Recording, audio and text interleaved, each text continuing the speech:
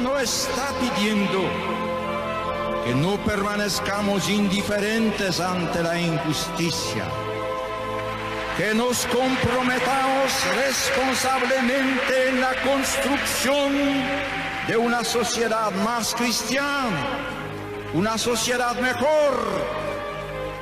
Para esto es preciso que alejemos de nuestra vida el odio, que reconozcamos como engañosa, falsa, incompatible con su seguimiento toda la ideología que proclame la violencia y el odio como remedios para conseguir la justicia.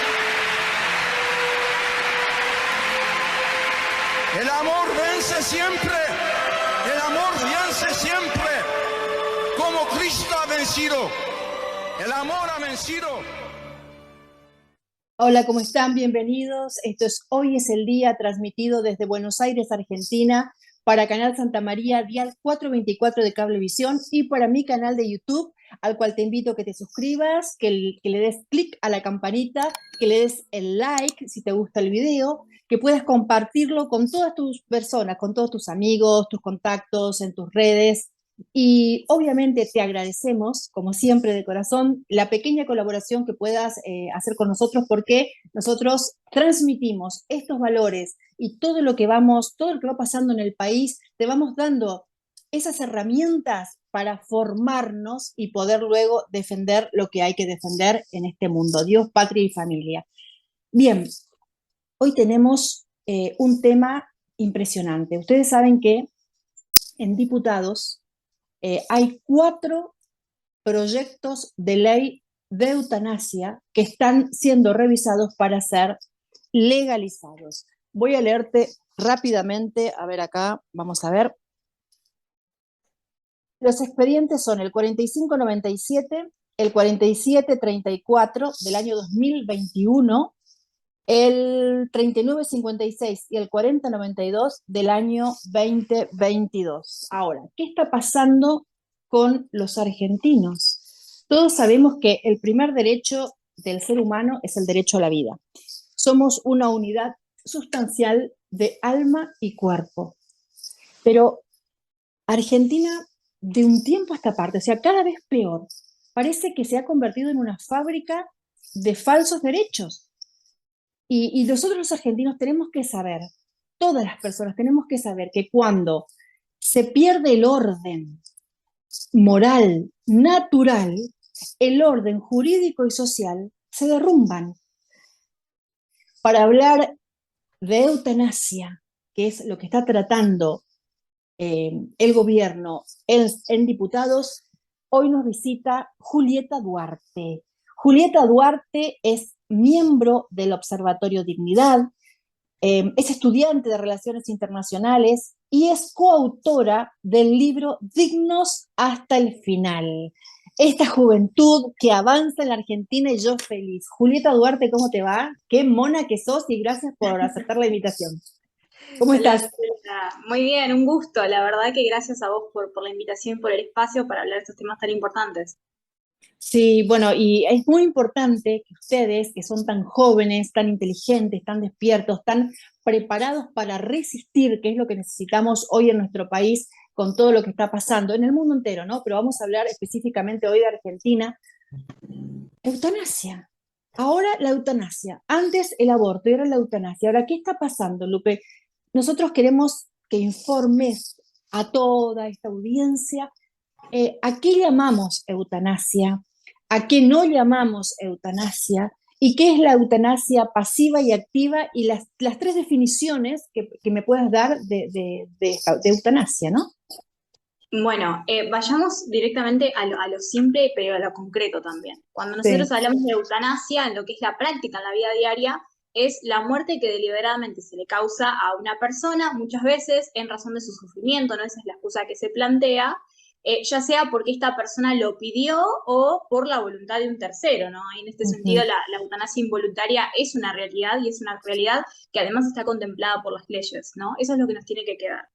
pero a su vez contemplamos lo que son las definiciones para las leyes, para los proyectos de ley que se presentaron en Argentina y para lo que son las leyes en países donde ya es legal esta práctica. Ahí aparecen lo que son 4 modalidades de eutanasia que se distinguen, es básicamente la misma práctica, pero en sus distintas formas. No tenés la eutanasia activa y pasiva y tenés la eutanasia que es voluntaria y involuntaria. Cuando hablamos de la eutanasia activa, se refiere a aquella eutanasia que es producida directamente por una acción con la que se busca terminar con la vida del paciente, como puede ser, por ejemplo, una inyección letal. Eso sería la eutanasia activa. Pero por el otro lado también tenés lo que es la eutanasia pasiva, que aquí es donde suele existir esta trampa para tratar de justificar como la generalidad de los casos, que tiene que ver cuando el paciente, con el objetivo de morir, decide no realizarse algún tratamiento médico que es considerado beneficioso, es decir, eso que llamamos métodos proporcionales y necesarios. Y ahí justamente son donde están las palabritas claves. Porque en estos casos, el paciente, pudiendo curarse, pudiendo tratarse, pudiendo prolongar su vida, elige no hacerlo con la finalidad de morir, ¿no? Eso es una eutanasia pasiva. Pero ¿qué pasa, por ejemplo, con aquellos casos que no son eutanasia? Es que se utilizan este tipo de casos que no son eutanasia, en donde, por ejemplo, los pacientes rechazan aquellos medios que se llaman desproporcionados innecesarios, es decir, que no proporcionan un beneficio, que no lo pueden curar, que no pueden alargar su vida, no con el fin de, por ejemplo, de morirse, sino con la realidad de que ya la medicina no puede curarlo y que este tratamiento que no le ofrece ningún beneficio, simplemente está alargando su sufrimiento. Y eso es un escenario completamente diferente, porque ahí el objetivo no es el de morir, ahí simplemente estamos hablando de que una enfermedad que sigue su causa natural y un paciente, como puede ser, por ejemplo, un paciente con cáncer avanzado, que la quimioterapia ya no le está haciendo efecto, que tiene simplemente la libertad de decir, bueno, yo ya no me hago la quimioterapia, que no me puede curar, que no puede prolongar mi vida y que por el contrario, estos fármacos sí me están generando un sufrimiento al realizarme el tratamiento. Eso no es eutanasia y de hecho es muchas veces con esos casos que se intenta justificar la eutanasia. Algo que ya está permitido, algo que ya es parte de la autonomía del paciente y además algo que está lejísimos de esta cuestión de la muerte deliberada del paciente. Así que más o menos esas son las definiciones que tenemos que tener bien en claro de eutanasia, sobre todo para que no nos manipulen, ¿no? Sobre un tema tan delicado tenemos que ser muy cuidadosos con el lenguaje. ¿Qué significa eutanasia? Porque dice eutanasia, buena muerte. Ahora, explícame esto, eutanasia, buena muerte. ¿Realmente es una muerte dulce, tranquila o buena, como la llaman? ¿Es tan tranquila? Para nada, mira, cuando vos hablas del origen etimológico, siempre vamos a volver a este griego, ¿no? De eutanatos, que es buena muerte, ¿no? Y a veces también acá se trata de utilizar esta trampita, de decir, bueno, pero la eutanasia es, desde su origen etimológico, nada más ni nada menos que la buena muerte. No, pero a ver, en primer lugar, cuando nosotros hablamos de buena muerte o de muerte con dignidad, no podemos caer en el error de asumir que el simplemente asesinar a una persona o ayudarla a que se suicide tiene que ver algo con el respeto a la dignidad de la persona, ¿no? Ser respetuosos de esa dignidad humana, del valor de la persona humana, va mucho más allá de ser complacientes con el deseo de morir. Pero ahora, también se utiliza mucho este término para hacer referencia a una muerte pacífica, como si se tratara de todo de color de rosas, y la realidad es que, por ejemplo, cuando nosotros revisamos lo que se llaman normas KNMP, que son las normas que se utilizan en Países Bajos para la práctica de eutanasias, o mismo las normativas recomendadas de la Organización Mundial de la Salud, nos encontramos con que se advierte inclusive que, puede haber muchos errores a lo largo de todo lo que es el proceso, ¿no? De la eutanasia, porque tiene distintas etapas, se inyectan distintas cosas, es un proceso esencialmente intravenoso, puede inclusive haber el error básico de un pinchazo mal, un pinchazo en el lugar equivocado que puede alterar todo el proceso. Entonces, no se puede garantizar desde lo que sostienen estas mismas normas que sea una muerte pacífica, porque puede pasar, por ejemplo, que todo lo que es la anestesia no funcione, que el paciente no esté dormido y que sienta los efectos del bloqueante neuromuscular, que es lo que va a provocar su muerte, lo cual es un dolor severo por un tiempo prolongado y claramente no podemos hablar de eso como una muerte pacífica, una muerte tranquila. Y a ver, esto no es algo que nos estemos inventando nosotros, sino que las propias normativas que guían cómo practicar una eutanasia advierten que no se puede garantizar realmente que sea completamente indoloro todo el proceso. Por lo que ahí, nuevamente, nos están tratando de mentir en la cara con algo que lejos está de respetar la dignidad humana. Ahí cuando vos decías que puede fracasar, ¿no? Esta inyección letal supuestamente efectiva, claro, los músculos se irían entumeciendo, endureciendo y el corazón seguiría latiendo y esta persona estaría sintiendo todo lo que le está pasando, pobre ser humano, y no podría hablar ni avisar, ¿no es cierto? Una muerte horrorosa, aparte se quedan azules. Sí, sí, sí. No, no es ni pacífico ni para la persona que lo está Para viviendo, nada. ni para los familiares que lo están acompañando, porque están viendo a un paciente ponerse todo azul, y claramente eso tampoco inspira nada de una Ujú. muerte pacífica, una muerte en paz. Entonces, también desde el lado de quienes lo están viendo, sea los médicos o sea la familia que esté acompañando, ahí también tenemos esa cuestión de realmente no se están mintiendo con lo que tiene que ver muerte digna. Ahora, una persona, porque dicen, es mi voluntad, ¿no? Ahora, una persona que está sufriente por los padecimientos de la misma enfermedad o una persona que está disminuida, está en sus facultades enteras, está totalmente consciente de decidir su muerte o su vida, o sea, su muerte, porque la eutanasia es la muerte y un asesinato. ¿Realmente esa voluntad está sana como para decidir? ¿Qué Bien. papel juega la voluntad acá? Bien, la cuestión de la voluntad es probablemente uno de los grandes pilares en torno al debate de la eutanasia. Siempre que se trata de justificar, uno de los argumentos que más se utiliza Ujú. tiene que ver con la voluntad. Pero la realidad es que tanto desde las estadísticas que muestran las razones por las que las personas eligen practicarse la eutanasia, como pueden ser, por ejemplo, las estadísticas de los informes de salud de Canadá, nos damos cuenta, en primer lugar, que las razones principales tienen que ver con la percepción de pérdida de dignidad, con la percepción de ser una carga para la familia, con la soledad, con la depresión e inclusive con casos de pobreza, que es algo completamente insólito.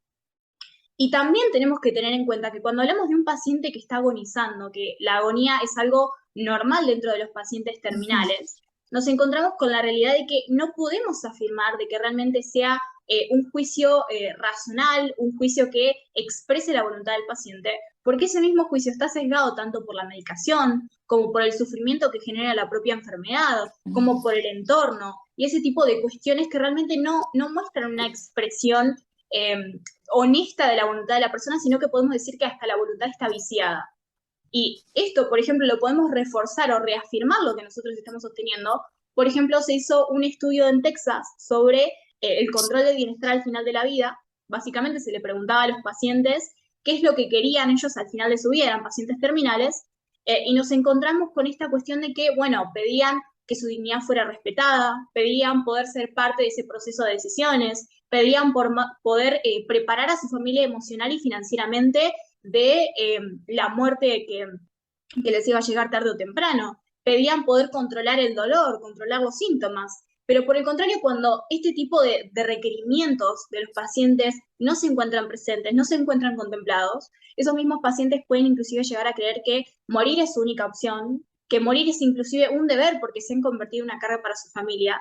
Realmente no podemos estar hablando de que la eutanasia sea simplemente una cuestión de libertad o de autonomía, porque hay muchísimas cosas que le están pasando a esos pacientes en su situación de vulnerabilidad y que tenemos que tener en cuenta a la hora de ayudarlos y no simplemente decir, bueno, si te querés matar, matate. Eso es perfecto. Y me das pie a la próxima pregunta, que es, a ver, dicen, por ejemplo, tenemos dos opciones, ¿no? Porque este planteamiento existe. Hay dos opciones, o la eutanasia o los tratamientos paliativos. Quiero que me expliques cuál es la diferencia entre una y otra y por qué nosotras, las personas que estamos apoyando la vida, no compartimos este planteamiento.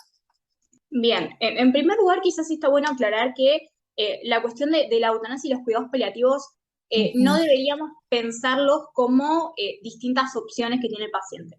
No es la eutanasia una alternativa o una de las Exacto. posibles opciones porque simplemente ni siquiera es un tratamiento, ni siquiera es algo que esté contemplado dentro de lo que es la ética médica porque es terminar con la vida del paciente. Eso de primera mano, que nos tiene que quedar bien claro. Pero en segundo lugar hay una diferencia súper importante entre las dos prácticas. La primera es que la eutanasia busca terminar con la vida del paciente y los cuidados paliativos buscan ayudarlo para que no sufra en sus últimos días de vida.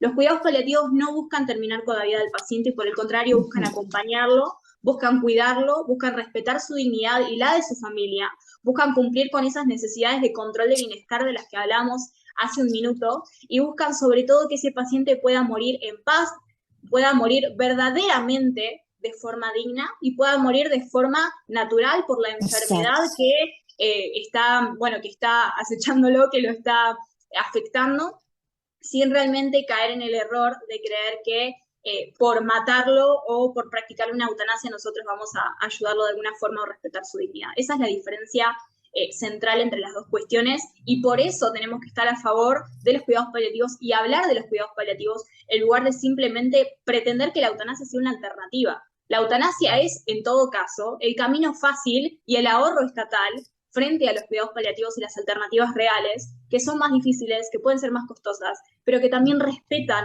de forma íntegra lo que es la vida humana. Aparte, en los tratamientos paliativos, si el tratamiento que le dan, por ejemplo, es muy costoso, la persona no puede hacerse cargo, o si esos mismos tratamientos que por la misma enfermedad la parte profesional se los receta y la persona dice, bueno, se me puede alargar un poquito la vida, pero en realidad no me siento bien, no puedo pagarlo. Si esa persona decide no hacerlo, ¿eso es eutanasia o no es eutanasia? Bien, hay varios casos, ¿no? Acá a tener en cuenta. Cada caso es particular, eso por supuesto.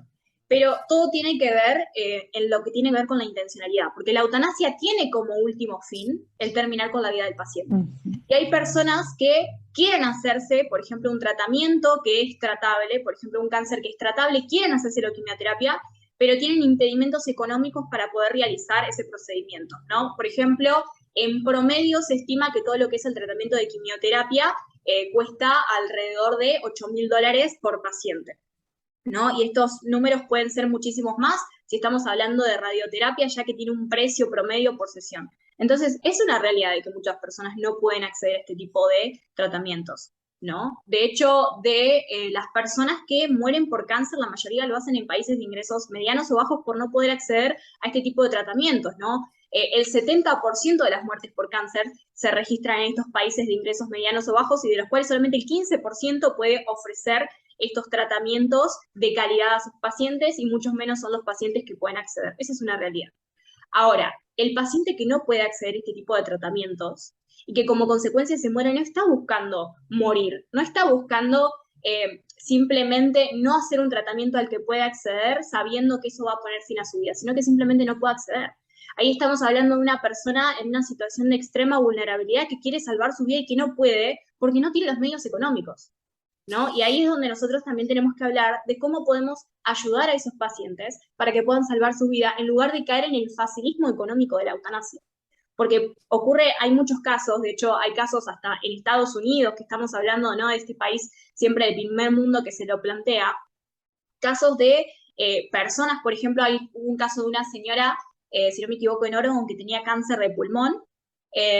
La aseguradora no le cubría lo que era el medicamento, que era alrededor de $4.000 que le había recetado su médico, pero después le llega un mail que le decía que sí le cubrían la eutanasia por alrededor de $50. Este es el caso de Bárbara Wagner, se hizo famosa alrededor del 2008, y como estos casos hay muchos, hay en Estados Unidos, hay en Canadá, hay en países del primer mundo donde se supone que tienen el acceso a este tipo de tratamientos. Entonces, es bueno diferenciarlo, pero también es bueno visibilizar cuál es la realidad de esas personas que por distintas problemáticas externas a ellos no pueden acceder al tratamiento, y simplemente por esa situación de la vulnerabilidad se les ofrece la eutanasia como si fuera su única alternativa.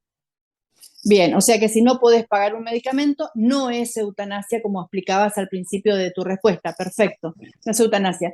Y tampoco es eutanasia, como dice el Catecismo de la Iglesia Católica, si vos suspendés un medicamento no con el fin de matarte, sino con el fin de no, a ver, porque hay medicamentos que son peor a veces el remedio que la enfermedad, ¿no? Entonces, sí, bueno, este medicamento no lo hago, pero no para matarme, sino para no padecer de forma más intensa. Y eso no es un delito, ¿no? Porque uno no quiere matarse, sino dejar de padecer semejante sufrimiento.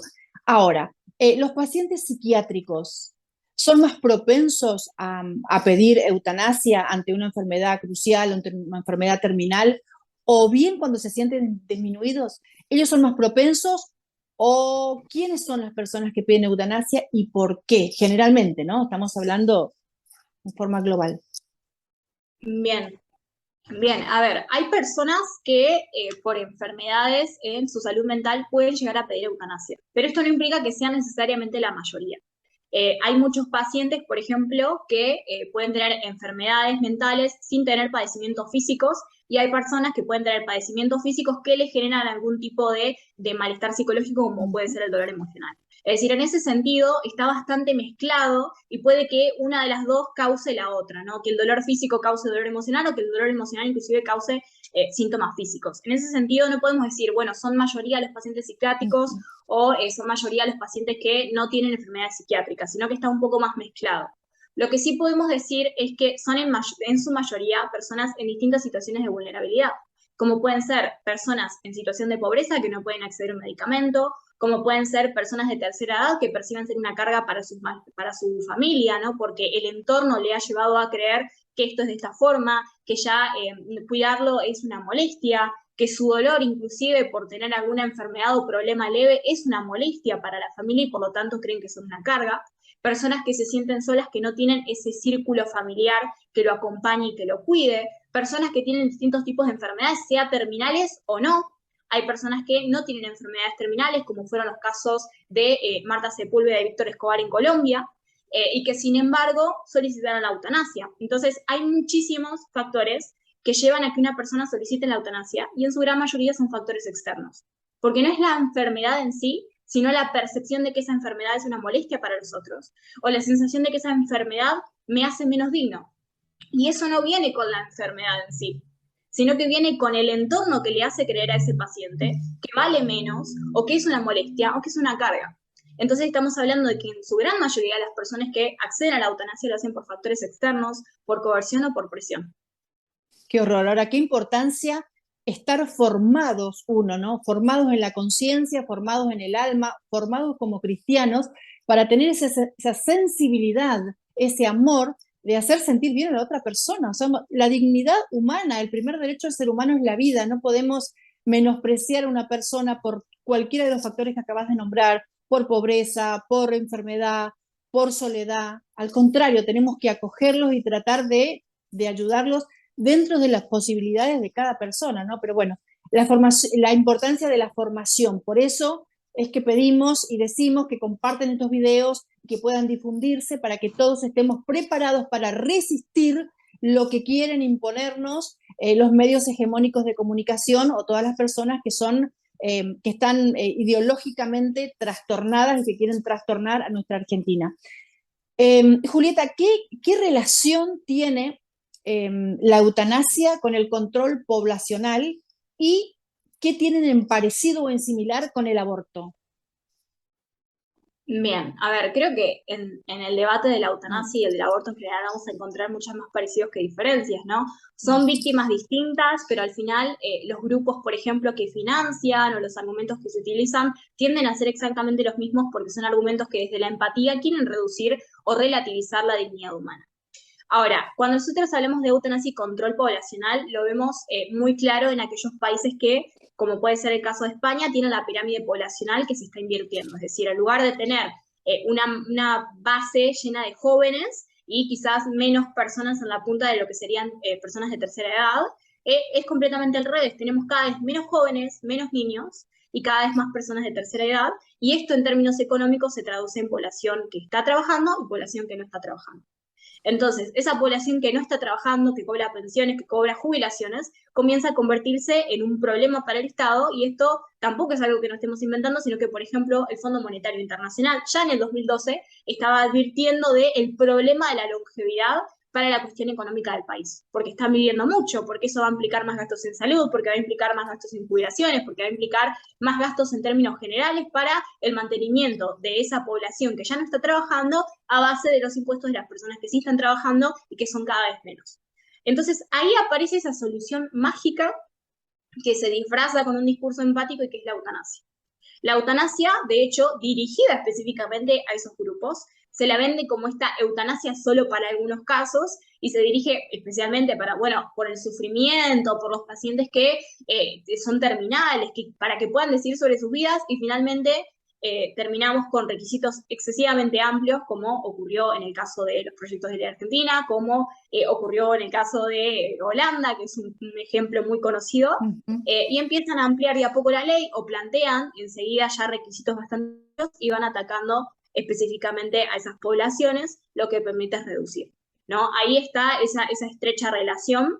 Y, por ejemplo, en el caso de España, lo mencionaba recién porque ellos legalizaron la eutanasia hace poco, ¿no? Y España es uno de esos ejemplos que, inclusive, como una de las razones por las que esto ocurre, tiene que ver con la legalización del aborto. No es la única, pero sí es una de las razones. Países que legalizaron el aborto hace mucho están teniendo este mismo problema, ¿no? Que es la pirámide poblacional invertida.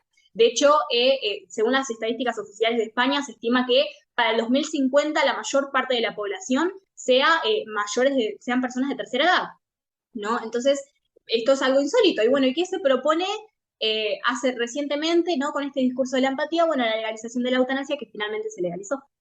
Entonces, no es casualidad y tampoco tenemos que tomarlo como esta cuestión, no esta teoría conspirativa que siempre nos acusan, sino que medios oficiales, el Fondo Monetario Internacional, el Fondo de Población de las Naciones Unidas, inclusive desde muchísimos años antes, estamos hablando de este mismo discurso de la población como un problema, ¿no? Y sobre todo de la población pobre.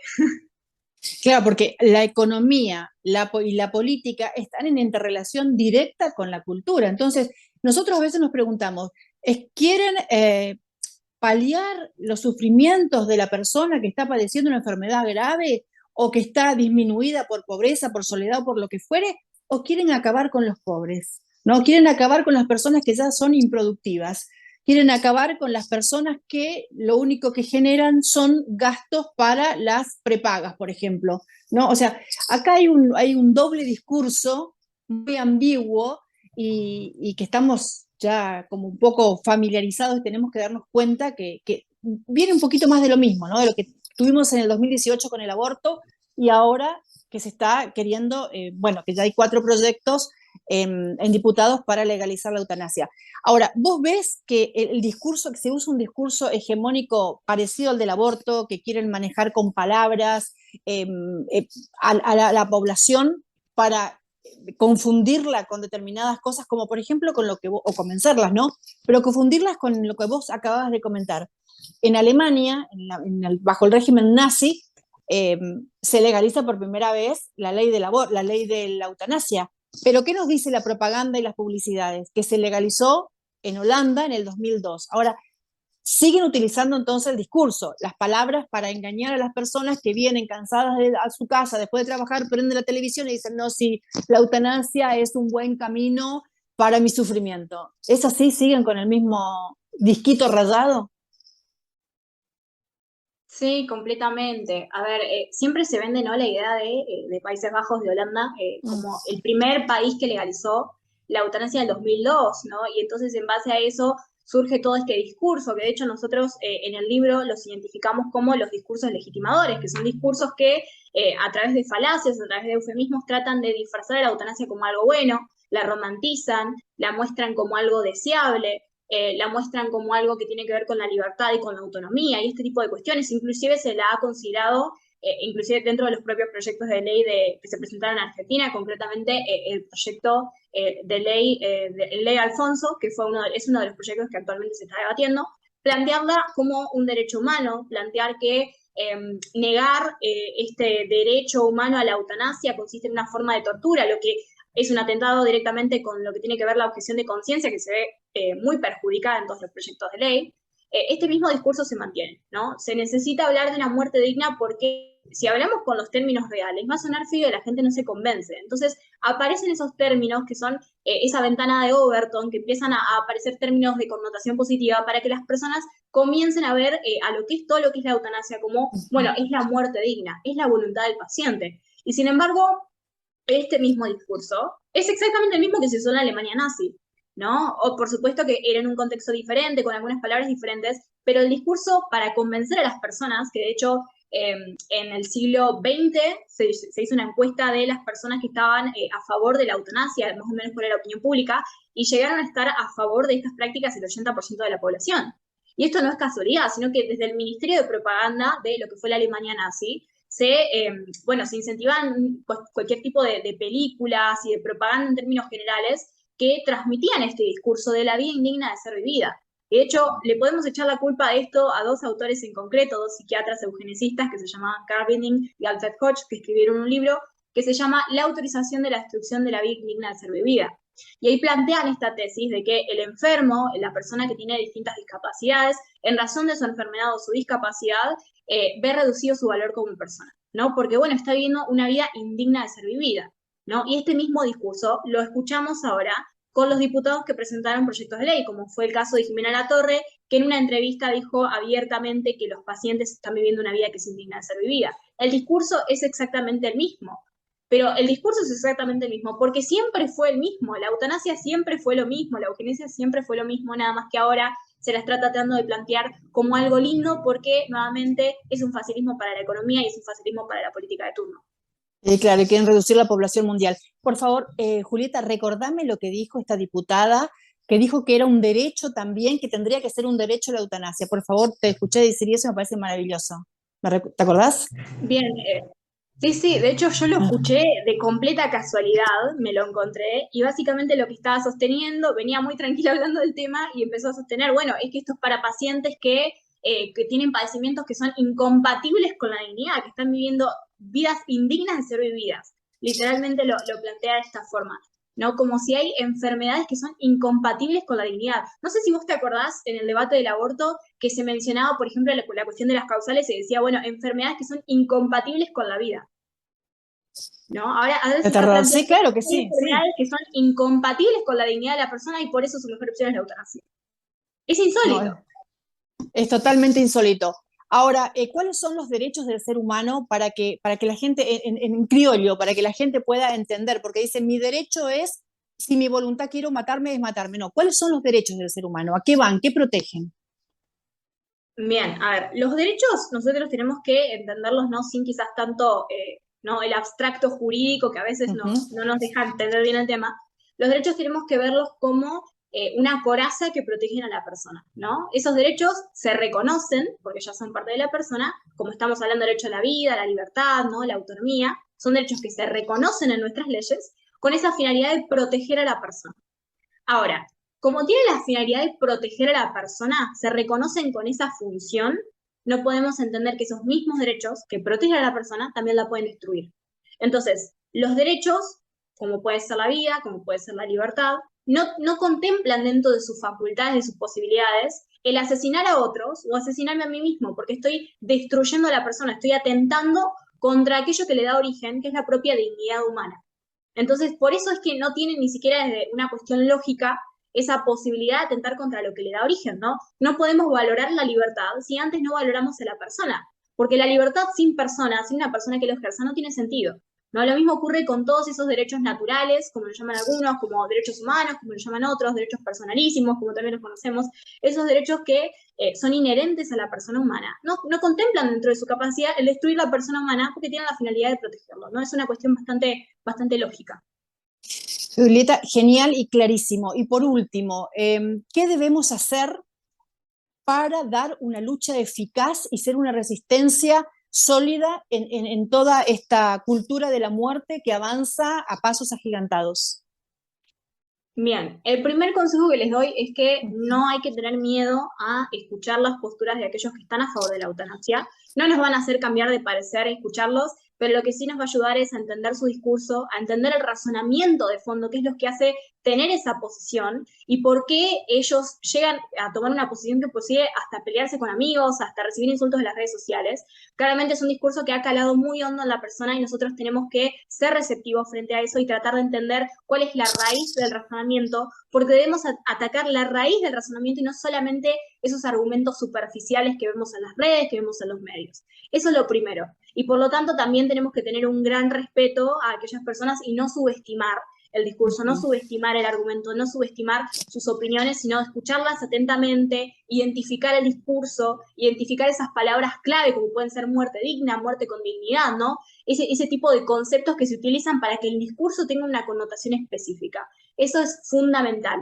Pero también tenemos que formarnos, tenemos que informarnos, tenemos que animarnos a leer de este tema, a buscar las estadísticas, a leer qué es lo que ha ocurrido en aquellos países donde se ha legalizado, porque si no conocemos en profundidad qué es la eutanasia y cuáles son sus consecuencias, estamos tomando una posición de forma irresponsable.